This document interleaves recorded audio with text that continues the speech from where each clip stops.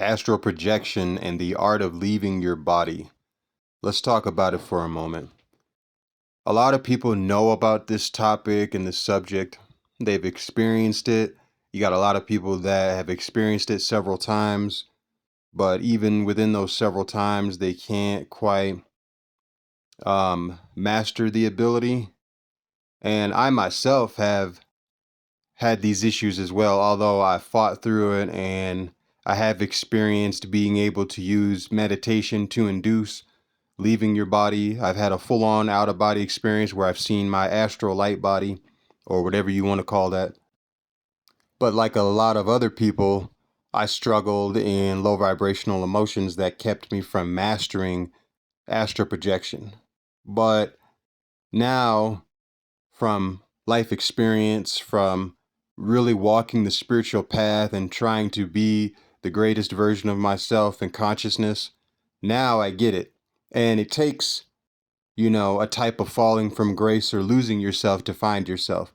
Not everybody finds themselves. Some people lose themselves and they stay lost into the grave. However, for those of us that had a chance to expand our consciousness and our energy and all that, then you know that it's easier to do anything, all things. This is even beyond and transcends astral projection, but I'm just giving you a pointer here that if you're trying to master it, you have to be in an expanded state in order to be able to do it properly and efficiently and all that. Otherwise, from a low vibrational standpoint, it may just randomly happen and you may not be able to control the experience, because that's what happened to me back in 2016 one night.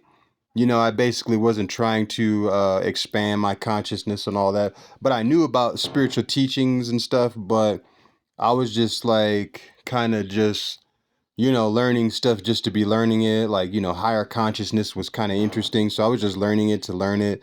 But I wasn't, trying to master myself or whatever. Or maybe you could say I was, but I wasn't, like not fully like committed like that. And so it caused me to still be stuck in a contracted state.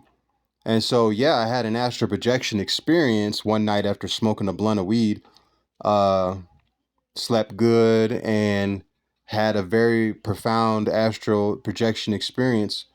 I may, get into the details of it some other time, but it was profound enough for me, and it showed me that, I'm more than my physical body. Like, I saw my light body and I ended up in this house with wood floors, and it was very vivid and just, and I don't know whose house this was. Maybe it was my house in the astral realm that I created eons ago and forgot about. I don't know. And I just ended up going back there somehow. But yeah, I wasn't able to master astral projection because I was still stuck in lower vibrational states of being. Like, I had a lot of anger back then and things that I was afraid of. And, every day I got up and I fed those things, even though I called myself being spiritual, but I didn't get that the point of doing the spiritual work is to reach an expanded state of peace. And by default, that becomes your enlightenment. Okay. Expansion is enlightenment. All right.